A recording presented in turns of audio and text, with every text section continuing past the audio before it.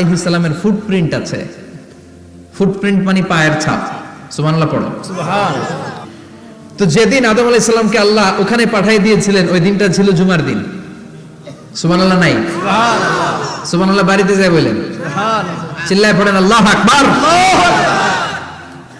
এরপরে সাইয়েদনা আদমকে পাঠানো হলো শ্রীলঙ্কায়, সাইয়্যিদাতুনা হাওয়া আলাইহিস সালামকে পাঠিয়ে দেয়া হলো সৌদি আরবের জেদ্দা শহরে। আরবিতে জেদ্দা বা জাদ্দা মানে দাদি, জেদ্দাতুন বা জাদ্দাতুন মানে কি দাদি। হাওয়া আলাইহিস সালাম আমাদের সবার দাদি, ঠিক কিনা? ওনার নামে এই শহরের নাম।